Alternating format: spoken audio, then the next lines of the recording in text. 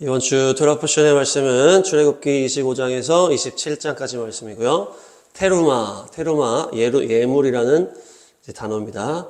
테루마는 재물, 예물, 선물 이런 뜻이고요.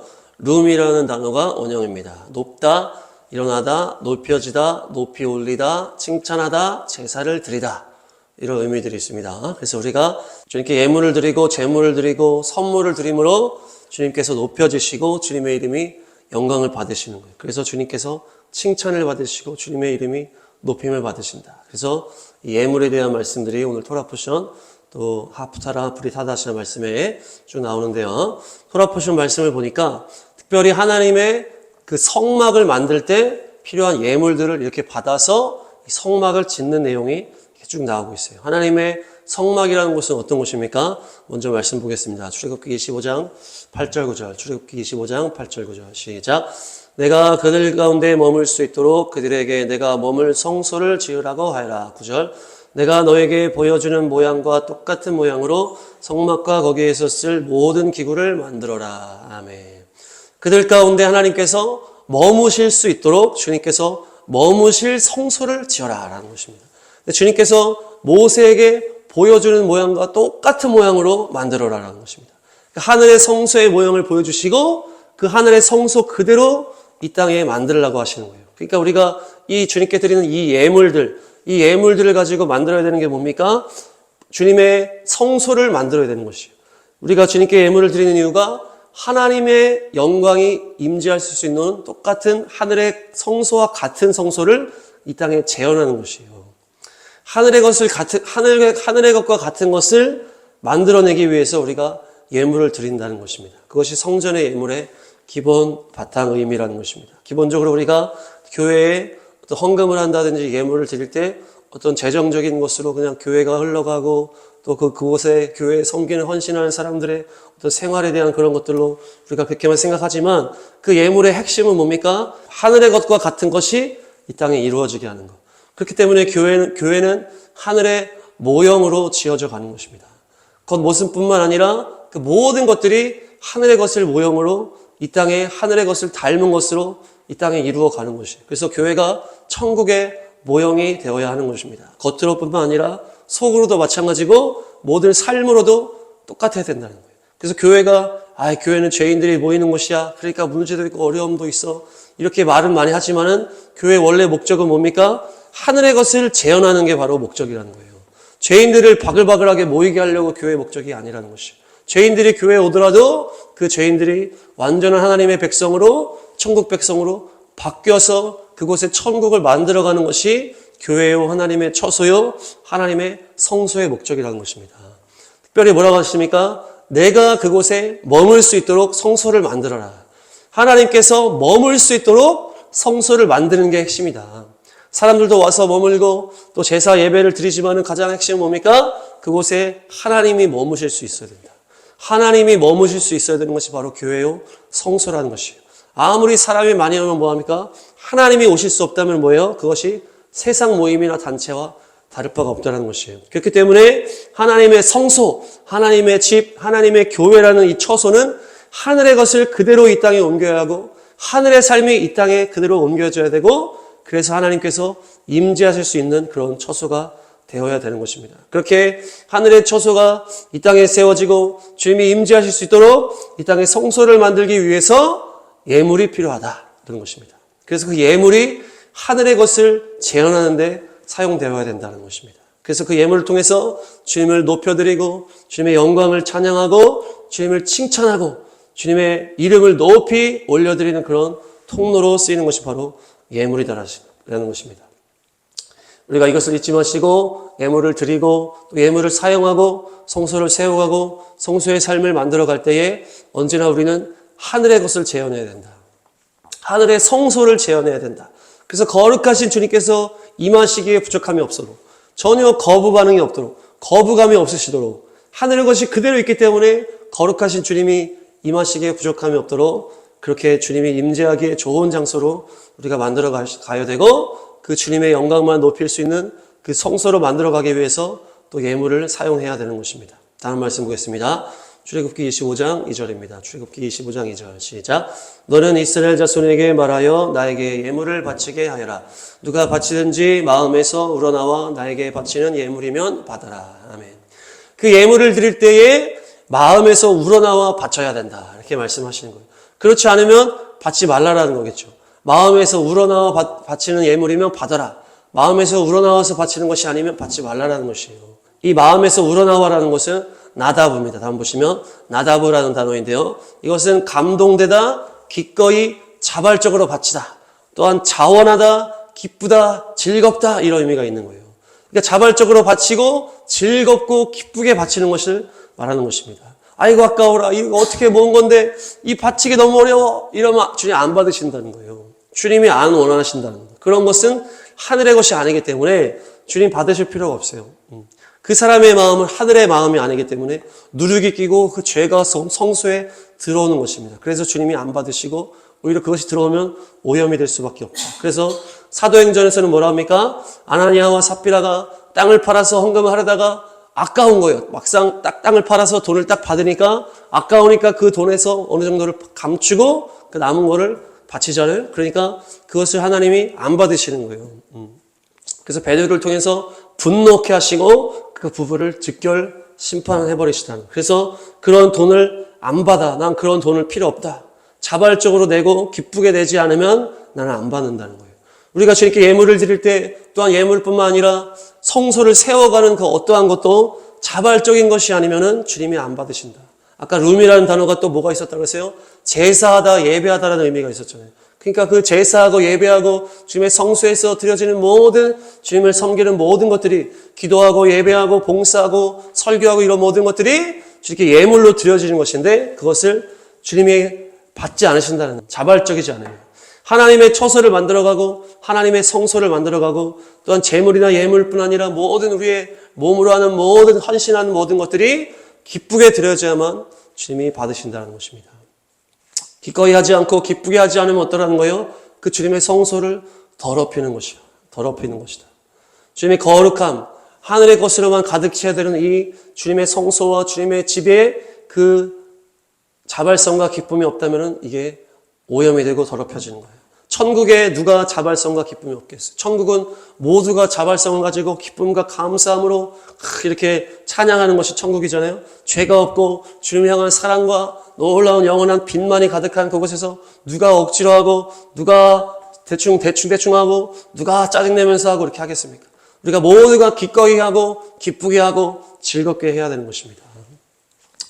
근데 우리가 이 땅에서 하늘의 처소를, 하늘의 영광을 재현해야 되는데 기꺼이 하지 않고 억지로 하고 대충 하고 자발적으로 하지 않으면 주님께서 안 받으신다는 건 뭡니까? 주님이 안 내려오신다는 거겠죠.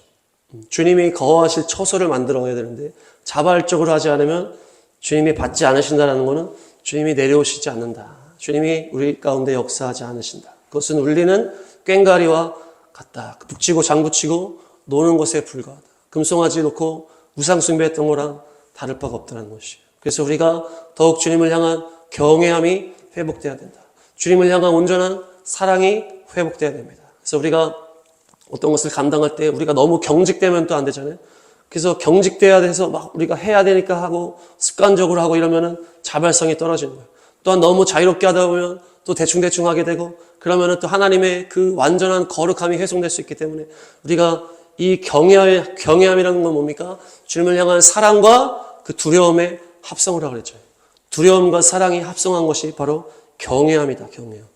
두려워하면서도 주님을 사랑하는 것입니다. 주님과의 관계가 틀어질까 봐 우리가 두려운 거예요. 주님을 너무 사랑하는데 그 사랑은 어떤 사랑입니까? 주님의 너무나 아름다운 그 영광을, 너무나 아름다운 존경하고 너무나 멋진 완전하신 분을 향한 사랑이라는 것이에요. 그래서 우리가 그런 경외함으로 언제나 주님을 섬겨야 된다. 그래서 기쁨으로 자발적으로 온전하게 해야 되는 것입니다. 그럴 때 주님께서 흠양하신다고 그러잖아요. 흠양하시고 기쁘게 받으시고 함께 머무시면서 즐거워하는 것입니다. 그래서 그럴 때 우리 안에 천국이 풀어지고 기쁨의 기름 부음이 흘러가는 것입니다. 그렇게 우리의 모든 예배가 자발적인 기쁨으로 완전한 사랑의 예배가 될 줄로 믿습니다. 특별히 우리가 주님께 드리는 예물이나 주님께 드리는 이 예배, 이런 기도와 헌신들이 온전하게 제대로 자발적으로 이렇게 잘 흘러가기 위해서는 어떤 역할 분담이 필요하다. 지혜로운 어떤 하나님의 지혜가 필요하다는 것이 오늘 하프타라 말씀입니다. 왕하 12장 7절 8절. 왕하 12장 7절 8절. 시작. 요아스 왕이 여호야다 제사장과 다른 제사장들을 모두 불러서 그들에게 말하였다. 어찌하여 아직 성전에 수리할 곳을 고치지 않고 있습니까? 이제는 더 이상 담당 회계로부터 돈을 받아두지 말고 성전을 수리하는 데 쓰도록 직접 넘기게 하십시오. 8절. 제사장들은 이 일에 동의하여 제사장들이 백성으로부터 돈을 받거나 성전을 직접 수리하거나 하는 일을 하지 않기로 하였다. 아멘. 다음 보시면 요아스라는 왕이 7살의 왕이 됩니다. 40년 동안 남유다를 다스린 왕인데요. 그 여호야다 제사장이라고 있었잖아요. 그래서 옆에서 계속 챙겨주었던 그 왕이 바로 이 요아스 왕이에요. 그 왕이 성전에서 예배를 드리다가 감동을 받은 거예요. 성전에서 왔다 갔다 하면서 예배를 드리다가 성전이 막 파손되고 막 제대로 안 돼 있는 것을 막 보면서 아, 야, 안 되겠다. 그러면서 성전을 좀 수리해라. 그러면서 제사장들에게 지시를 하는 거예요. 제사장들에게 지시를 해서 이것이 성전을 구석구석 잘 수리해라 이렇게 했는데 그 명령이 그 잘 수행이 되지 않았다는 거예요. 그러면서 23년이나 지났어요. 그러니까 요아스 왕이 된 지 23년. 그래서 7살의 왕이 됐으니까 30살쯤이 된 거예요. 요아스가. 30살쯤에 자기가 얘기한 것에 점점 이게 되지 않고 있으니까 안 되겠다. 그래서 제사장들을 다시 소집한 거예요. 그래서 여호야다 제사장이라고 가장 그 능력 있고 가장 측근이잖아요. 요아스 왕이. 그 가장 강력한 여호야다 제사장을 필두로 해서 모든 제사장을 다 불러 모아가지고 아니 제가 그렇게 그 전에 성전 좀 수리해달라고 제사장들에게 지시를 했는데 왜 이렇게 이게 진행이 안 됩니까? 왜 자꾸 저 성전이 저렇게 이 모양 이 꼴입니까? 왜 수리를 대체 안 합니까? 계속 이렇게 얘기를 하니까 사람들이 뭐라는 거예요? 아, 사람들한테 성전 수리 헌금을 받아야 되는데 잘 내지도 않고 이 받기도 어렵고 저희가 이 수리하는 게 이제 직접 해야 되니까 이게 어렵고 그렇습니다. 막 이렇게 얘기를 한 거죠. 그러니까 제사장들이 또 우리 할 일도 있고 이러니까 바빠가지고 이렇게 못했습니다. 이렇게 하니까 이제 오늘 8절 말씀처럼 뭐라는 거예요? 제사장들이 직접 돈을 걷거나 성전 수리를 직접 하지 말아라. 이렇게 결정한 거예요. 제사장들이 직접 돈을 걷게 되면 어떻게 되는 거예요? 그 자발성이 없는 거잖아요. 억지로 걷어야 되고 그리고 또 제사장이 또 하는 일도 있는데 또 수리하는 일을 또 하려고 하면 이게 또 전문적인 게 아니다 보니까 그렇게 하지 말고 어떻게 해라? 성전 입구에다가 헌금통을 세워놔라. 헌금통을 만들어 놓고 그곳에 성전 수리 헌금이다 이렇게 써서 탁 해놓고 사람들이 그냥 보고서 성전 수리 헌금 필요하겠다. 그럼 자발적으로 그것에 내게 하는 거예요. 자발적으로 내게 하면은 그 돈이 거기다 모이면은 그것을 제사장이 누구한테 갖다 줘요? 그 전문가들한테 갖다 주는 거예요. 이 성전을 수리하고 성전의 구석구석을 온전하게 하기 위해서 전문가들이 있잖아요. 그 전문가들을 불러가지고 수리를 시키는 거예요. 그것을 제사장들이 하는 거예요. 그러니까 이렇게 역할 분담을 하는 거죠. 역할 분담. 자발적으로 통을 내게 하고 또한 이 돈을 가지고 제사장들이 그 전문가들에게 이 수리할 자들에게 주는 것이다. 제사장들은 사실 또 해야 될 일이 있잖아요. 이렇게 제사 지내고 하는 것들이 있기 때문에 자기들 본업을 해야 되는데 또 이것도 신경 쓰게 하니까 잘 못하니까 역할을 다 나누는 거예요. 그래서 이렇게 수리하는 거 또 수리 공들에게 맡기는 거죠. 그렇게 역할 분담을 지혜롭게 하고 자발적으로 헌금하게 하니까 어떻게 됩니까? 이것이 온전하게 회복이 되는 거죠. 그러니까 그 제사의 역할도 잘 감당하면서 하늘의 양식이 탁 부어지고 또 제사장들이 또 자기의 일에 더 집중하게 되니까 또 모든 일이 더 잘 됐다. 뭡니까? 결국 하나님의 일을 감당할 때 자발성을 가지고 또 지혜롭게 이렇게 역할 분담을 잘 해서 해야 하나님의 놀라운 은혜와 사랑이 흘러갈 수 있다. 그것이 선순환이 되는 거죠. 제사장들도 자기들의 일에 충성할 수 있고 또한 또 그 은혜로 말미암아 사람들도 자발적으로 또 헌금을 더 하게 되고 또 수리 전문가들도 또 일하게 되면서 점점 아름답게 성전이 세워져 가는데 이것을 억지로 하려고 하면 어떻게 되는 거예요? 야, 좀 헌금 좀 내라. 성전 수리해야지. 저거 어떻게 돼? 돈 내. 이렇게 막 돈을 강요하는 거, 헌금 강요하는 거. 그러면은 그렇게 하면 사람들 은혜도 안 되고 또 제사장들은 뭐 자기들이 직접 또 강요도 해야 되고 또 막 다 만들어야 되고 그러니까 자기들의 본업을 충실하지 못하니까 이것들이 더 예배가 더 이제 온전해지지 않는 거예요. 제사하는 것도 온전해지지 않고 그러면 또 백성들이 또 더 불만이 많아지고 또 점점 이제 저 성전 뭐 멀쩡한데 뭘 고칩니까? 이러면서 또 싸우는 거예요. 그러면 또 전문가들은 일을 못하니까 또 실업자가 되는 거예요. 그러니까 이게 악순환이에요, 악순환. 그렇기 때문에 하나님께서 우리에게 주신 그 지혜를 가지고 자발성을 가지고 언검하게 하고 또 역할을 나눠서 각자의 역할에 또 충성하게 하고 이렇게 해서 그런 것들이 이렇게 했을 때 온전한 하나님의 뜻이 잘 이루어진다. 이런 내용이 사도행전에서도 나오죠. 사도행전 6장 3절 4절입니다. 사도행전 6장 3절 4절 시작. 그러니 형제자매 여러분 신망이 있고 성령과 지혜가 충만한 사람 7을 여러분 가운데서 뽑으십시오. 그러면 그들에게 이 일을 맡기고 우리는 기도하는 일과 말씀을 섬기는 일에 헌신하겠습니다. 아멘. 과부들에게 이제 구제하는 이런 이렇게 또 연약한 자들에게 구제하는 문제를 이렇게 하는데 유대인이냐 이방인이냐 이런 문제로 이렇게 막 이제 어려움이 있었던 거예요. 막 차별이 있다 그러고 막 말이 나오고 이렇게 하니까 문제가 점점 커지니까 어떻게 합니까? 사도들이 7명의 집사를 딱 세우는 거예요. 집사의 직분을 7명에게 주면서 이 집사 직분을 통해서 구제하는 것이라든지 이렇게 재정에 이렇게 흘러가는 것들을 그들이 할 수 있도록 역할을 분배하는 거죠. 그렇게 하니까 이 문제가 잘 해결됐다. 그래서 성령과 지혜가 충만한 사람 7명을 기도함으로 안수함으로 이렇게 하면서 맡기고 이렇게 하니까 사람들이 점점 이 문제가 해결되고 더 사람들이 많이 모여들고 제자들이 더 늘어났다. 이렇게 해서 더 많은 사람들이 구원받았다는 것입니다. 근데 그 7명의 그 집사님들 중에 누가 나타난다? 스데반 집사님이 나타나는 거예요. 그 스데반 집사님이 안수받고 직분받고 헌신하면서 성령의 역사로 막 이렇게 놀라운 전도와 설교의 역사를 하다가 순교하는 역사가 일어나는데 다음 보시면 이 스데반 집사님뿐만 아니라 니골라라는 이 사람도 있었다. 니골라 집사. 스데반 집사님 뭡니까? 화관, 이 면류관이라는 뜻인데 니골라 집사 이름은 니골라라는 이름은 니코스. 이 니케에서 나온 승리라는 의미가 이제 니코스고요. 라오스가 이제 백성이라는 뜻인데 니코스 라오스 해가지고 니골라 이렇게 되는 건데 이것이 백성에 대해서 이기는 거예요, 자꾸. 백성에 대해서 자꾸 이기고. 그러니까 이게 뭡니까? 백성을 자꾸 부리려고 하고 백성 위에 군림하려고 하는 이 의미가 이 이름에 들어가 있다는 얘기예요. 그러니까 놀라운 이 스데반 집사님을 세워서 막 이렇게 놀라운 이제 승리의 이제 설교자, 순교자가 나타나기도 한다면은 또한 어때요? 이 니골라라는 이 잘못된 사람이 나오기도 하는 거예요.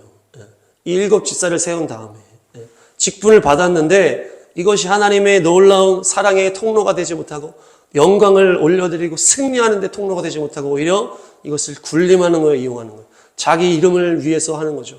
그러니까. 주님께서 주신 직분을 하나님의 나라를 세우라고 맡긴 직분, 이것이 또한 예물이잖아요. 그 하나님의 주신 그 예물, 이 직분을 가지고 하늘의 영광을 드러내는 것이 아니고 하나님의 이름을 높이는 것이 아니고 자기의 영광을 드러내고 그것으로 통해서 자기가 막 군림하려고 하고 자기가 백성들을 위해 군림하려고 하는 그런 통로가 되고 이 니골라가 결국에는 엄청난 이단과 같은 당을 만들게 되잖아요. 계시록에 보면. 계시록 말씀 보겠습니다. 2장 14, 15. 계시록 2장 14, 15 시작. 그러나 나는 내게 몇 가지 나무랄 것이 있다. 너희 가운데는 발람의 가르침을 따르는 자들이 있다. 발람은 발락을 시켜서 이스라엘 자손 앞에 올무를 놓게 하고 우상의 제물을 먹게 하고 음란한 일을 하게 한 자다. 15절. 이와 같이 내게도 니골라 당의 가르침을 따르는 자들이 있다. 아멘. 이 발람의 가르침과 같이 우상 숭배하고 이 자기의 영광을 위해서 그 자기의 재물을 위해서 이 축복을 하지 않고 저주하면서 그 우상 숭배를 한 거잖아요. 자기를 숭배한 거라는 거예요. 그것이 바로 니골라 당의 정신이었다는 거예요. 발람과 같은 게 니골라 당의 정신이었다. 그런데 이 초대교회의 이단처럼 이렇게 나타났다. 그것이 바로 7 집사 중에 한 명, 니골라가 이런 일의 시초였다는 것입니다. 하나님의 영광을 드러내라고 받은 그 예물, 하나님이 주신 그 직분을 자기의 영광을 드러내는 데 사용하면 이렇게 된다는 것입니다. 스데반 집사님 하나님의 복음을 담대하게 복음 전하는 그런 통로로 삼은 거잖아요. 그 직분이. 집사 직분 받은 다음에 이제 집사 직분을 가지고 내가 어떻게 헌신해야 될까? 또 교회를 섬기다가 또 어떤 걸 헌신하는 거예요? 설교하고 주의 복음을 증거하는 것에 강력하게 그 직분을 가지고 헌신하는 거예요. 그렇게 하니까 이 직분이 오히려 하나님의 영광을 드러내는 직분이 되고 오히려 자기가 순교하고 죽어짐으로 자기가 예물이 되고 재물이 됐잖아요. 그러면서 그곳에 주님의 영광이 임하게 되어서 순교의 첫 번째 최초의 순교자가 되어서 주님의 영광의 그 놀라운 하늘의 문을 열고 주님의 영광의 보좌를 보이게 하는 놀라운 통로가 되는 것입니다. 말씀 한번 보겠습니다. 사도행전 7장 55, 60. 55절 시작. 그런데 스데반이 성령에 충만하여 하늘을 쳐다보니 하나님의 영광이 보이고 예수께서 하나님의 오른쪽에 서 계신 것이 보였다. 60절. 그리고 무릎을 꿇고서 큰 소리로 주님 이 죄를 저 사람들에게 돌리지 마십시오 하고 외쳤다. 이 말을 하고 스데반은 잠들었다. 아멘. 스데반 집사님이 이제 이 직분을 받은 다음에 주님의 그 사명에 더 충성하기 위해서 복음을 증거하고 이 성전에 대해서 강력한 설교를 하다가 이제 돌맞아 죽게 되는데 어떻게 됩니까? 그걸 통해서 자기가 제물이 돼서 하늘의 영광을 열어 보이는 거예요. 하나님의 영광이 보이고 예수께서 주님의 하나님의 영광의 보좌 우편에 서 계신 것을 보았다. 주여 그렇게 하면서 뭐라고 하십니까?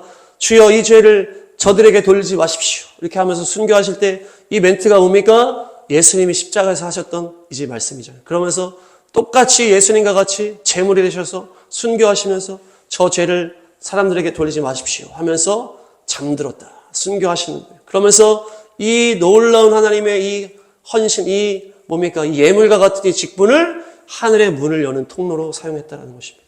주님의 이름만 드높이는 통로로 사용됐다는 거예요. 스데반 집사님을 통해서. 그래서 스데반 집사님이 화가를 받고 멸관을 받는 승리자가 된 것입니다. 반대로 니골라는 자기 욕심에 자기 우상 숭배에 빠져가지고 그 예물을 자기 영광을 위해서 사람들을 위해서 군림하면서 자기 영광을 드러내다가 니골라 당이라고 그렇게 잘못되어 나가는 거예요.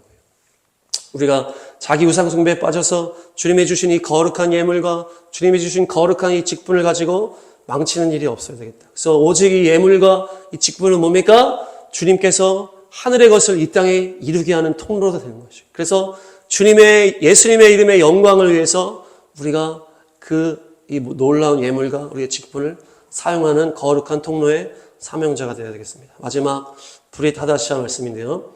브릿 하다샤 신약 말씀은 예수님께서 이제 베드로에게 성전세에 대한 말씀을 하는 것입니다. 말씀 먼저 보겠습니다. 마태복음 17장 25, 26절. 17장 25, 26. 시작. 베드로가 대답하였다. 바칩니다. 베드로가 집에 들어가니 예수께서 먼저 말씀을 꺼내셨다. 시몬아, 내 생각은 어떠냐? 세상 임금들이 관세나 주민세를 누구에게서 받아들이느냐? 자기 자녀한테서냐 아니면 남들한테서냐? 26절. 베드로가 대답하였다. 남들한테서입니다. 예수께서 다시 그에게 말씀하셨다. 그러면 자녀들은 면제받는다. 아멘. 이제 가버나움에 갔는데 성전세를 거두는 세리를 만난 거예요. 그래서 그들이 이제 베드로에게 와가지고 당신들 그 예수님의 어떤 제자들 무리한테 당신들은 성전세를 냅니까 안 냅니까? 왜 안 냅니까? 이렇게 하니까 우리 냅니다. 이렇게 하면서 예수님한테 간 거예요, 베드로가. 그랬더니 예수님이 그걸 다 아시고 질문하시는 거죠. 세상 임금이 세금을 누구한테 받냐? 자녀한테 받냐? 다른 사람한테 받냐? 다른 사람한테 받습니다. 그렇지? 자녀들은 세금을 면제받는 거야. 그렇지만 우리가 자녀라고 내지 않으면은 저들이 실족할 수 있으니까 내야 되겠다. 그러면서 네가 가서 물고기를 잡았을 때 물고기 뱃속에 은전이 있을 것이다. 너와 나의 그 성전세를 내라. 이렇게 하는 거예요. 이 성전세를 걷는 전문 세리가 어느 기간에 돌면서 지역마다 돌면서 성전세를 걷는 거예요. 이 성전세는 구약의 율법에 나타나는 생명의 속전이라는 그것이 지금까지 이제 정해진 헌금으로 나오고 있는 것인데요. 말씀 보겠습니다. 출애굽기 30장 16절. 출애굽기 30장 16절. 시작. 너는 이스라엘 자손에게서 속전을 받아 회막 비용으로 쓸 수 있게 내주어라. 나 주는 이것을 너희 목숨값의 속전으로 여기고 너희 이스라엘 자손을 기억하여서 지켜줄 것이다. 아멘. 주님의 성막을 탁 세운 다음에 그곳에서 제사를 드리고 이렇게 하는 것을 이제 너희들이 이제 속전에 대해서 이제 바치라는 거예요. 속전. 목숨값을 바쳐라. 그래서 너희들이 이 제사를 통해서 거룩하게 생명을 이제 얻을 수 있게 되기 때문에 너희들이 20살 이상이면 다 생명의 속전, 반세기를 다 내라. 성막을 위해서 내라는 거죠. 헌금처럼 이렇게 내는 건데 감사 헌금이에요. 성막에 대한 감사 헌금. 근데 이것이 계속 이제 어떻게 된 거예요? 습관처럼 어떤 제도처럼 돼가지고 성전세로 딱 바뀐 거예요. 성전세로. 그래서 모두의 그냥 성전세를 일괄적으로 매년마다 막 걷고 있는 거예요. 인구조사할 때마다 이렇게. 그래서 예수님께서 이제 그 성전세를 내라고 이제 베드로한테 하는 건데 이제 그동안 이제 내셨던 것 같죠? 근데 이제 재정이 그 상황이 없으셨는지 아니면 기적을 통해서 하나님의 이 놀라운 하나님의 아들임을 드러내시기 위해 이렇게 사셨는지 이렇게 바다에서 물고기를 잡아서 그 속에서 성전세를 딱 내시는 것입니다. 예, 예수님께서 하나님이시기 때문에 하나님의 아들이시기 때문에 성전은 하나님의 집이잖아요. 그래서 자녀는 면제된다는 거예요. 그래서 예수님은 하나님의 자녀이기 때문에, 하나님의 아들이기 때문에 자녀들에게는 면세된다. 내지 않아도 된다는 것이. 그러니까 이 원리를 설명하시는 거예요. 그래서 왕들은 세금을 누구한테 걷냐 이 얘기라는 것이죠. 그러니까 특별한 어떤 세금을 의무적으로 내야 할 그것이 자녀에게는 없다는 거예요. 하나님의 자녀이기 때문에 우리가 의무적으로 내야 될 그런 부분은 없다는 거예요. 성전세와 같이 제도적으로 의무적으로. 그럼 뭡니까? 하나님의 영광과 주님의 이름의 영광을 위해서 우리가 자발적으로 헌금을 드리는 것이에요. 자발적으로 예물을 드리는 것이지 그냥 다 정해져 있는 것으로 어떤 제도적인 것으로 세금을 걷는 것과 같이 그렇게 내는 것이 아니라는 것이죠. 주님께 드리는 이 예물이라는 것은. 과거의 그 생명의 속전은 정말 그 성소에서 주님의 임재하시고 주님의 놀라운 이 제사를 드리는 것에 대한 감사 헌금을 이렇게 드리는 것이었는데 그런 것들이 다 없어지고 그냥 껍데기 그것만 남은 거죠. 그냥 습관적으로 그냥 제도적으로 세금을 바쳐라. 세금을 억지로 다 걷는 이런 형태만 남은 거예요. 그렇게 되니까 뭡니까? 예수님의 십자가 부활의 사건 이후에는 어떤 장소에 대한 의무가 없잖아요. 그래서 하나님의 나라에 대해서 그냥 사랑의 충성의 예물만 있다는 것이에요. 우리가 무조건 해야 된다든지 세금을 내야 되는지 그런 의미가 이제 없어지고 자발적인 헌금을 드리라는 것입니다. 자발적으로 기쁨으로 자신을 드리고 예물을 드리고 헌신하는 것이 주님의 나라의 이 예물이라는 것입니다. 정리하겠습니다.